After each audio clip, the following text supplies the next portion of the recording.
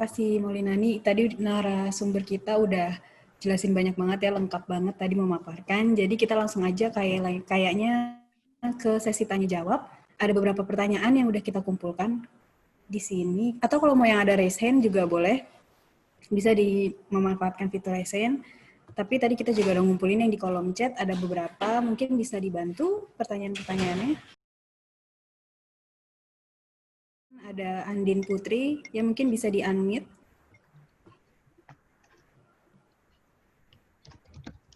Halo Mbak Andin. Halo, selamat pagi Kak. Pagi. Ya, mungkin boleh langsung aja pertanyaannya untuk narasumber. Iya, saya ingin bertanya pada Kak Sita sama Kak Sigit. Sebelumnya saya tanya ke Kak Sita dulu. Jadi saya ini juga baru berkebun nih Kak, untuk manfaatkan di rumah saja. Nah, sistem kebun yang saya gunakan di awal-awal ini pakai sistem regrow our food, tapi kadang juga ada nggak berhasilnya, kayak misalnya tanaman itu nggak tumbuh subur gitu loh. Nah, itu ada nggak solusi dari kakak supaya regrow saya ini bisa tumbuh subur? Terus untuk tanaman kecil-kecil untuk di vertical garden itu seperti apa yang bisa saya lakukan untuk kelanjutan di kebunnya? Terus apakah Kak Sita punya saran terkait tanaman indoor yang bisa dipakai untuk di dalam rumah? Nah, untuk selanjutnya pertanyaan untuk Kak Sigit ya Kak ya, sekalian. Oh iya Kak, tadi materinya sangat keren. Terus saya tertarik sama penampungan air hujan. Nah, di sini apakah bisa kita secara mandiri membuat sistem penampungan air hujan untuk pengairan tanaman tadi? Mungkin ada cara sederhananya gitu, Kak. Sekian dari saya. Terima kasih. Oke. Ya, makasih Mbak Andin. Mungkin bisa dijawab. Mbak Sita dulu kali ya, baru habis itu ke Mas Sigit. Silakan. Baik, terima kasih pertanyaannya terkait dengan regrow. Memang banyak sekali sekarang orang regrow, tapi pada dasarnya basic regrow juga mesti tahu apa namanya tipikal tanamannya. Mungkin melihat dari apa namanya Pinterest atau apa namanya luar negeri ya, kadang-kadang semua di regrow, wortel di regrow, sawi di regrow gitu ya. Nggak apa-apa juga, tapi kalau lihat dari apa namanya sifat dari sawi aja, sawi itu hidup sekali doang, tidak bisa hidup kembali. Jadi kalau ditumbuhkan lagi, dia hanya selesai menyisakan sisa hidupnya.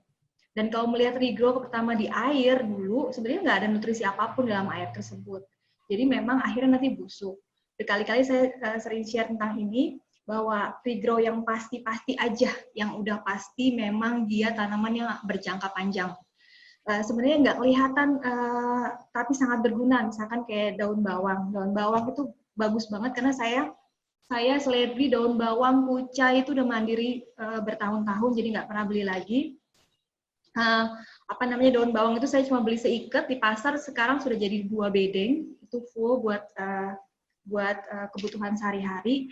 Nah, sebenarnya pertama tadi ya, tipikal tanamannya mesti tahu dulu. Kedua, regrow juga harus melihat dari media tanamnya. Jadi kunci dari semua tanaman itu adalah media tanam. Media tanam itu berarti tanah. Bukan yang salah bukan regrow-nya, tapi memang banyak sekali orang kok mati ya gitu ya, apa namanya tanamannya ya, karena sebenarnya tanamannya itu tidak bernyawa. Kita kan sebenarnya berkebun tuh memberi nyawa pada tanah-tanah mati dengan cara memberikan kompos. Nah, kompos ini adalah banyak sekali bakteri, sama sih seperti yang kalau kita minum apa namanya yogurt gitu ya, ada bakteri-bakteri yang dimasukkan ke dalam tubuh sehingga dia bisa melawan. Nah, gunanya dalam tanah sama persis seperti itu. Jadi dia harus dikayakan dulu dengan unsur hara, baru dia akan bisa menghidupkan apapun. Tidak akan ada tanaman yang kenapa-napa, kecuali tanaman-tanaman khusus ya, misalkan seledri gitu ya, itu memang agak sedikit susah, tapi silakan dipelajari dan itu mungkin saja. Oregano dan seterusnya itu mungkin aja. Jadi harusnya mau coba lagi ya Mbak, gitu. Kedua, tentang tanaman kecil yang bisa di pot kecil, cara melihat pot itu penting sekali untuk melihat kesuksesan sayuran itu ditanam. Bisa lihat dari sayur benernya. Kalau sayur benernya tinggi, itu berarti potnya besar. Kalau saya senang banget pot 30 cm sampai 40 cm itu ideal banget di rumah. Gitu ya. lihat dari potnya besar. Kalau kangkung kita beli segede gini, bayam segede gini berarti besar. Atau tanaman yang jangka panjangnya bakalan 2 tahun atau lebih, potnya 40 cm ke atas. Nah, yang kecil-kecil berarti tanaman yang kecil, pakcoy kecil, selada kecil. Kedua, kita bisa melihat dari akar. Kalau akarnya besar, panjang, berarti dia membutuhkan kekuatan buat masuk ke dalam dan memang butuh dalam potnya. Tapi kalau pot yang segini, yang biasanya dibuat bisa dicangklongin gitu ya, sama tadi Mas Sigit ada di kebun di vertikal itunya ya. Nah itu bisa selada pakcoy, karena kalau perhatikan selada itu sebenarnya cuma berapa senti, dia cuma makan di top soilnya aja. Jadi selada pakcoy oke. Daun bawang, seledri, kucai itu oke. Gitu. Kemudian tanaman indoor yang bisa tanam di outdoor, maksudnya hias atau sayuran ya Mbak?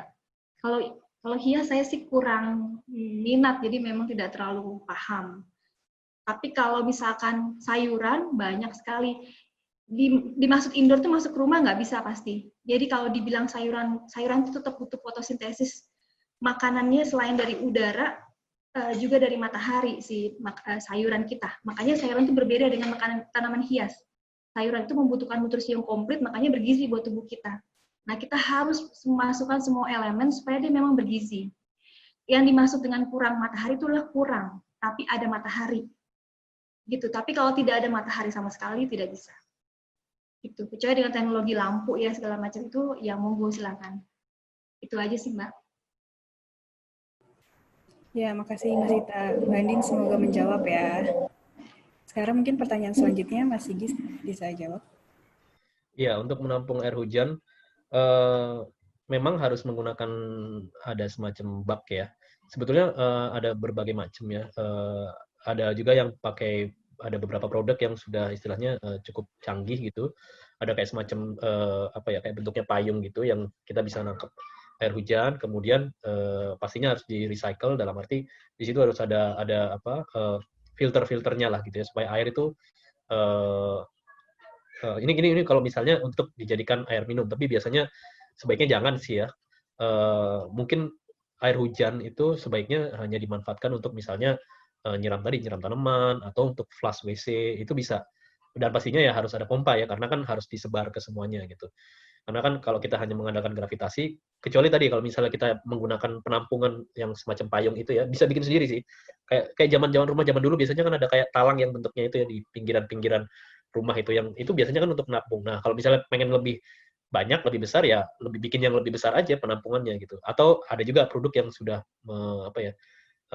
membuat seperti itu sih, yang bisa langsung nggak bikin sendirilah kira-kira.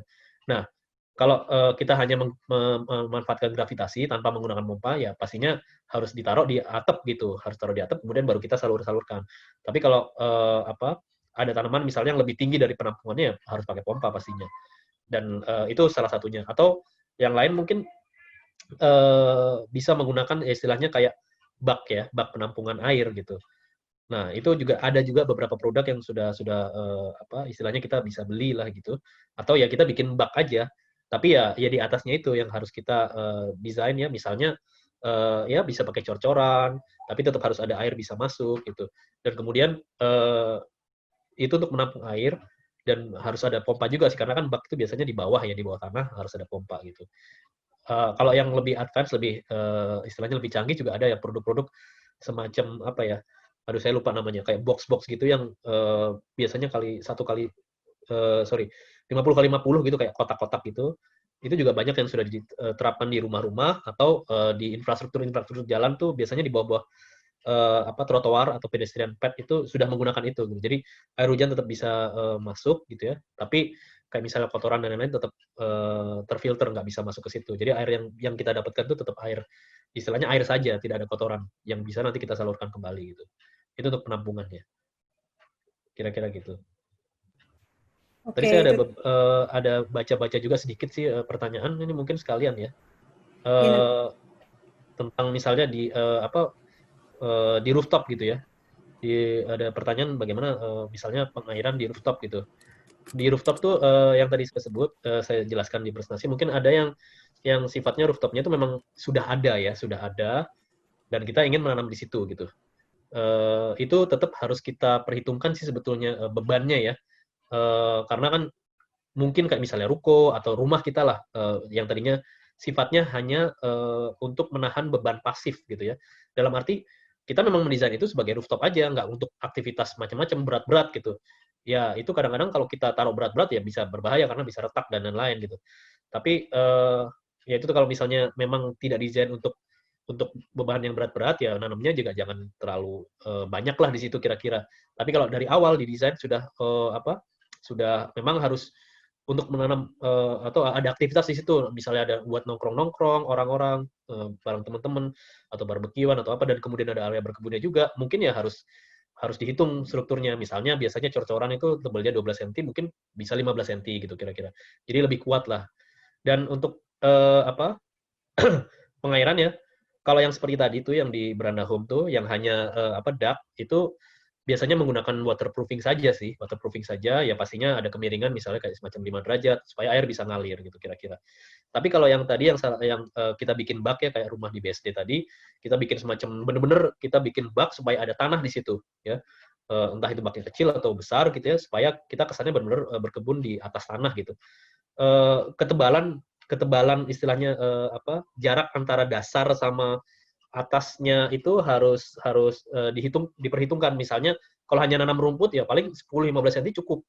Tapi kalau misalnya tadi nanam sayuran itu bisa 30 sampai 45 sampai 60 gitu. Tebalnya ya. Tebalnya. Nah, setelah itu pertama kita kasih waterproof ya, waterproof. Banyak kalau merek-merek waterproof ya supaya nggak bocor. Kemudian kita kasih yang namanya ada sebutannya Persicel gitu. Kalau ini yang cukup canggih sebetulnya, bukan canggih tapi udah umum sih, nggak canggih-canggih juga. Persicel itu kayak biasanya kayak kerat-kerat warna hitam gitu, udah dijual di mana-mana sih di Indonesia, nggak impor. Itu secara horizontal kita bikin atau vertikalnya tepi-tepinya juga dikasih. Baru setelah itu kita kasih yang namanya aduh kok jadi lupa. Yang kayak wall warna putih itu sih. Seperti itulah. Saya lupa jadinya sekarang. Ada yang kayak wall-wall gitu warna putih gitu ya untuk melapis supaya tanah itu nggak turun, tanah itu nggak kena ke dasarnya. Jadi tapi air tetap bisa ngalir dan tadi Persicel itu bolong-bolong, nah itu air akan ngalir di bawah-bawahnya gitu. Nah baru bisa tanam di situ. Jadi ya seperti itu sih. Jadi sebenarnya nggak terlalu sulit kalau menurut saya kira-kira. Oke, makasih Mas Sigi. Tadi udah beberapa pertanyaan tuh yang dijawab langsung. Nah, tapi ini juga ada yang kami rangkum. Langsung aja kali ya, mengingat waktu juga. Ini ada dari Risianto. Tanaman apa yang paling cocok ditanam untuk cuaca di Jakarta dan kiat apa untuk meminimalisir kegagalan? Terima kasih. Ya itu dulu mungkin ya, bisa Mbak Sita dan Mas Sigit jawab. Terima kasih. Ketutup Mbak, sebentar ya.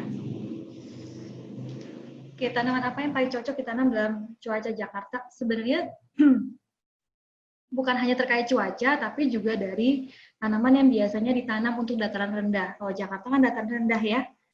Kalau mungkin naik ke atas sedikit, Bogor, Bandung itu bisa lebih variatif. Apa saja sih sebenarnya saya nanam semua jenis sayuran. Biasanya infonya itu bisa di googling atau kalau di dalam benih, kalau kita beli benih tapi yang utuh itu ada tulisannya dataran. Cocoknya di dataran berapa, cuaca berapa derajat. Dari cuaca berapa derajat aja sudah ketahuan kita cocok nggak dengan itu. Kemudian terkait dengan cuaca, mungkin misalnya terlalu panas banget, terlalu hujan banget, curah hujannya juga tinggi, itu bisa disikapi dengan tadi tanaman-tanaman yang perennial. Kalau saya kemarin sempat bicara dengan teman saya yang berapa kali mengalami kegagalan, udahlah di saat hujan kita memang tidak menanam tanaman-tanaman yang agak sedikit sulit, misalnya kayak selada. Mau gimana gitu? Lucunya hama itu tidak suka tanaman-tanaman yang perennial. Dia suka pakcoy, suka apa, tapi nggak suka itu gitu. Dari situ kendalanya ya udah jangan nanam itu dulu di masa itu. Karena hama seperti tikus pun itu tidak sepanjang tahun. Di luar dari sanitasi kebun, dia juga hubungannya sama ada ketidakseimbangan alam atau makanannya dia berkurang gitu ya. Jadi sebenarnya kita bisa melihat perubahan iklim dan segala macam dari bagaimana tingkah laku hama yang datang ke kebun kita. gitu. Jadi cocok Mbak nanam apa saja. Cuma kalau bisa nanamnya yang gampang-gampang aja ya. Jangan misalkan ingin nanam bawang gitu ya, nggak apa-apa juga nanam bawang, tapi untuk pertama-tama nanamlah yang kira-kira mempunyai tingkat kegagalan yang tidak banyak gitu ya, sehingga nanti semakin senang gitu, bukan malah semakin ya berarti tangan saya nggak bisa numbuhin nih gitu ya, malah jadi kesel. Kemudian menentukan posisi, tempat, dan dapat sinar matahari. Dapat matahari itu idealnya adalah berlimpah sepanjang hari sebenarnya, karena dia butuh untuk fotosintesis, pembuahan, pembungaan, dan seterusnya. Tapi 6 jam minimal silahkan boleh. Kalau 3 jam, 4 jam, 2 jam seperti di rumah saya, ya tadi, saya sudah menanam kebetulan sebelum itu terjadi, jadi sekarang itu memang jadi maintenance buat maju-majuin ke matahari. Gitu ya, dasarnya gitu. Tapi yang mini matahari banyak banget. Tanaman rimpang-rimpang, kemarin kita heboh nih, nyari jahe nih Mbak Gita, Sobat Bumi, nyari jahe, kenapa nggak kita tanam dari sekarang? Jahe, kunyit, itu relatif sangat mudah. Karena di dalam naungan, teduh, nggak dapat matahari pun dia tumbuh dengan baik. Karena batangnya itu kan sebenarnya si jahe kunyit itu adalah batang. Batang yang ada dalam tanah. Makanya nggak perlu sinar matahari dia untuk fotosintesis gitu. Nah itu ditanam dari sekarang, 9 bulan, jika nanti pandemi amit-amit akan berlangsung lebih lama, kita sudah punya pasokan obat keluarga. Jadi mungkin tadi ketahanan pangan juga bisa disebut juga dengan ketahanan imunitas, juga ketahanan obat. Setidaknya kita punya suplai obat-obat. Nanti mungkin kalau bisa lihat di Instagram saya ada cara bagaimana kita memanfaatkan hasil panen supaya bisa dipakai terus-menerus dalam waktu setahun, meskipun kebunnya cuma sedikit. Gitu, Mbak. Oke, makasih Mbak Sita. Mas Sigit mungkin ingin menjawab dan menambahkan? Yang pertanyaan pertama tadi mungkin udah dijawab Mbak Sita ya. Secara teori yang saya dapat juga sebaiknya memang 6 jam, tapi juga ada beberapa tanaman yang tidak bisa istilahnya jangan terlalu terik sebetulnya kena sinar matahari, apalagi kalau misalnya lagi kemarau atau terlalu panas gitu ya, ataupun juga kalau misalnya lagi musim hujan gitu. Jadi tetap misalnya kita bisa bikin kayak jaring-jaring kayak paranet gitu ya, supaya tidak terlalu terik. Karena kalau terlalu terik kadang-kadang bisa jadi kering juga gitu beberapa tumbuhan gitu ya.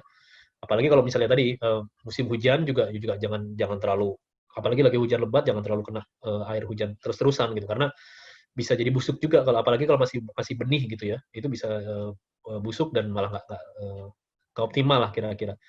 Kalau misalnya tadi ada juga saya baca beberapa pertanyaan rumahnya menghadap mana gitu ya.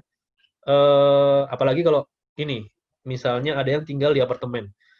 Memang agak sulit kalau apartemennya itu tidak punya balkon ya. Biasanya di beberapa kayak rumah subsidi gitu ya, kayak apartemen bersubsidi itu rusun gitu ya, itu nggak ada balkon. Jadi ya terpaksa mungkin nggak ya pastinya nggak bisa di unitnya dia menanamnya. Itu biasanya kadang-kadang bisa secara kolektif dengan orang-orang gitu ya, orang-orang yang punya satu visi, punya satu hobi misalnya berkebun, ya mungkin bisa mengkontak dengan pengelolanya, entah itu pinjam lahan di depannya, di belakang, atau di sekitar situ, atau di rooftopnya. Bisa juga itu. Ada beberapa rusun yang saya pernah datang ke rusun Marunda, itu di situ mereka juga ada komunitasnya di situ yang punya lahan sendiri masing-masing. Tapi kalau tadi yang misalnya ada tinggal di apartemen tapi punya balkon misalnya, sebenarnya di balkon bisa. Cuma kadang-kadang ya itu tadi ada kekurangannya. Biasanya kan kita menghadap di satu arah saja dan balkonnya udah sempit lagi gitu misalnya. Jadi memang agak optimal sih. Tapi kalau dari secara lahan, misalnya balkonnya cuma 1 meter, 2 meter persegi, nggak ada masalah. Kalau kita misalnya tadi gitu menanamnya dengan cara vertikal gitu, vertikultur dan lain-lain. Tapi tetap sinar matahari mungkin agak sulit di situ karena tadi harus kena 6 jam itu, sedangkan kalau misalnya kita satu arah kan jadi sulit ya. Apalagi kalau hanya menghadap barat atau timur. Kan jadi kalau misalnya barat ya pas pagi dia nggak kena gitu, dia malah kenanya di sore hari saja dan sebaliknya. Kalau misalnya ada rumah terus punya rumahnya menghadap mana ya tergantung sih. Kalau misalnya ada lahan di pekarangan ya coba dimanfaatkan di pekarangan. Kalau misalnya rumahnya menghadap utara atau selatan sebetulnya masih lebih baik sih. Dalam arti dia naruh di tengah gitu, asal pokoknya kena sinar matahari barat timur tuh ya dia bisa dapat semua gitu loh. Kecuali yang saya bilang tadi, misalnya hanya menghadap satu arah saja timur atau barat, itu yang jadi susah. Kecuali ya dia naruh yang tempatnya yang agak terbuka, tidak terhalang sama terblok sama dinding-dinding tinggi dan yang lain gitu. Kira-kira seperti itu. Oke, makasih Mbak Sita, Mas Sigit. Nih kita masih ada buka buat 2 pertanyaan lagi kali ya. Aku bacain dulu ya. Ini di pertama dari Sophia Anggraita, Mbak Sita. Depok itu kalau di kawasan perkampungan pasti banyak tikusnya yang ukurannya bisa seukuran kucing itu. Tadi Mbak bilang bahwa kunci dari penanganan tikus ada di sanitasi. Nah, tapi kalau tetangga kita jorok, tapi tetap saja tikus itu mampir ke rumah kita, gimana ya Mbak? Langsung sama Mbak Stefani Priyanka kali ya. Mbak Sita mungkin boleh jelaskan lebih lanjut tentang pemanfaatan limbah dapur untuk kompos sehingga limbah dapur nggak terbuang percuma. Terima kasih. Ya boleh Mbak Sita mungkin dijawab. Baik, sebenarnya tikus itu masalah klasik ya. Saya juga pernah dulu berhenti berkebun beberapa saat karena tanaman kale saya udah 2 tahun yang hampir 1 meter itu, enggak 1 meter ya, ya 100, ya seperti itulah. Itu habis dalam waktu beberapa hari bahkan. Kemudian kencur yang dia nggak suka, min dia nggak suka, jadi suka semua. Kalau saya waktu itu memang melihatnya, memang saya sempat jorok di kebun, jadi habis makan durian gitu ya, terus lupa buang gitu di kebun, terciumlah ada sumber makanan di atas balkon gitu ya. Dan sejak saat itu memang ada masuk ke tikus ke dalam balkon, sebelumnya tidak ada. Kemudian beberapa pohon, saya punya pohon kelor lumayan besar, itu bisa buat bergelanyut si tikus masuk ke dalam balkon. Itu jadi juga concern buat kami bahwa tidak boleh ada yang bisa memberi ruang masuk buat tikusnya. Kalau berhubungan dengan sanitasi kebun, ya tadi dilihat dari apakah kita memang ada bau-bau nggak sih, kalau misalnya naruh komposternya ada bau nggak, atau ada sampah itu bau nggak, kita mesti lihat itu. Kemudian juga mungkin tikus, bukan hanya tikus tapi juga nyamuk seperti itu. Kemudian pohon-pohon yang besar ditebang atau dipanen sesering mungkin supaya tidak menghalangi, tidak memberikan jalan buat si tikus. Tapi pada dasarnya tikus nggak setiap saat sih Mbak. Kalau saya selalu bilang gini ke Mbak Sophie gitu ya, sejauh mana penting banget nggak sih kebun ini buat keluarga Mbak mencukupi pangan. Saya akan balikan itu kembali biasa ke teman-teman yang nanya. Jika penting, pikirkan supaya tempat itu aman. Kalau saya memang akhirnya membuat semacam jagaan, jadi semua pagar saya tutupi dengan semacam kayak apa sih Mas namanya, Mas Sigit? Apa itu ya? Apa Mas namanya Mas? Kayak kerangkeng gitu apa namanya, tapi dibuat nutupin pagar. Tapi tipis, gitu ya? Kayak tipis kayak buat nyamuk ya Mas. Oh, kasa ya? Kasa, tapi dia yang kaku. Oh, yang wire mesh ya. Yang orang nggak bisa lihat sebenarnya itu nggak ada gitu, nggak kelihatan. Jadi secara estetika dia nggak akan mengganggu. Itu dirapikan semua pagar, jadi nggak ada. Mungkin kalau tidak di balkon, misalnya di bawah, dibuat di luar negeri banyak sekali petani-petani yang memang bikin khusus wilayah kebun dengan memberikan hal yang seperti itu. Karena sebenarnya nggak setiap tahun kok. Saya pernah bikin besar banget kayak kandang, tapi setelah itu akhirnya saya lipat lagi karena bisa dipakai ulang kalau misalnya tiba-tiba ada hal-hal muncul gitu. Itu jadi investasi sebenarnya. Gitu. Habis kalau udah nggak ada, kelihatan kok. Kalau udah nggak ada, udah bersih segala macam ya tinggal diangkat, disimpan lagi dalam rumah, dilipat gitu. Tapi untuk yang pagar ini akhirnya jadi permanen, gitu Mbak. Itu mungkin bisa jadi salah satu. Kalau di teman komunitas memang biasanya gini ya masih gitu ya, dinaikin potnya ke atas, bangku-bangku bakso itu, bangku-bangku yang tinggi gitu. Cuma tikus sekarang kan lumayan hebat ya. Makanan yang nggak dia suka aja dimakan, terus bisa loncat-loncat gitu ya, bisa loncat kemana-mana. Jadi mungkin perlu sedikit mensiasati supaya tidak mereka jadi senang di situ gitu.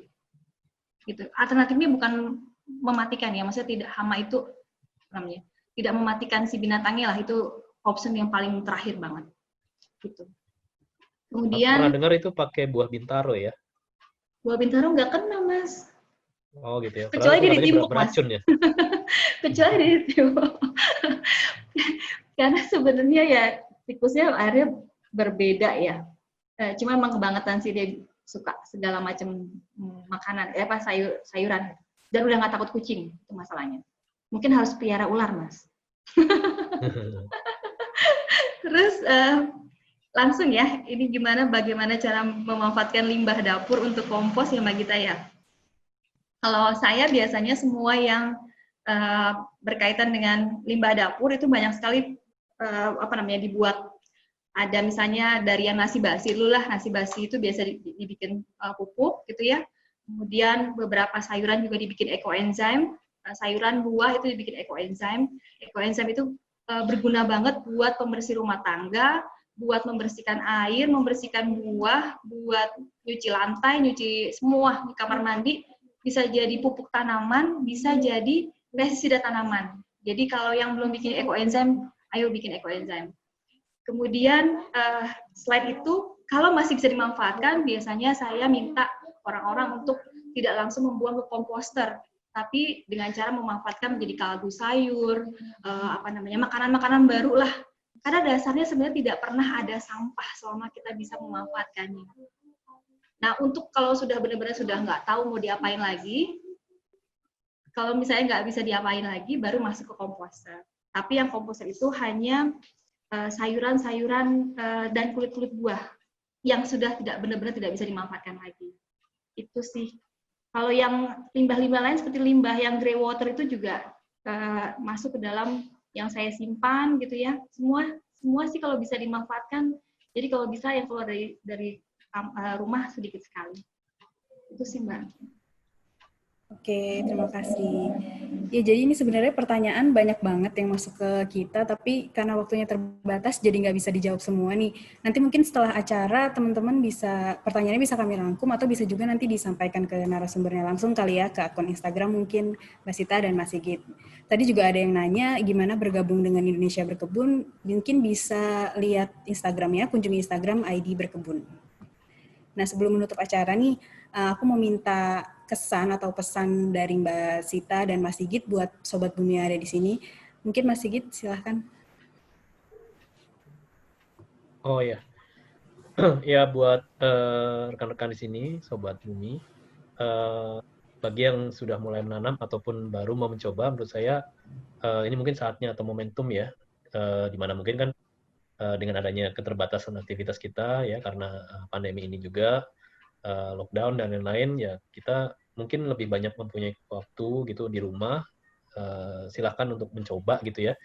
Tadi mungkin juga sudah dijelaskan oleh saya dan Mbak Sita tadi lebih kepada efeknya ya kepada kita sendiri, pastinya kita mendapatkan sumber makanan dari kita sendiri dan itu pasti akan ada rasa bahagia kalau kita bisa merawat kemudian bisa panen dan kita konsumsi sendiri gitu. Dan pastinya itu juga lebih sehat gitu karena kita kan juga nggak menggunakan pestisida kan ya untuk keluarga kita sendiri, nggak mungkin kan ya.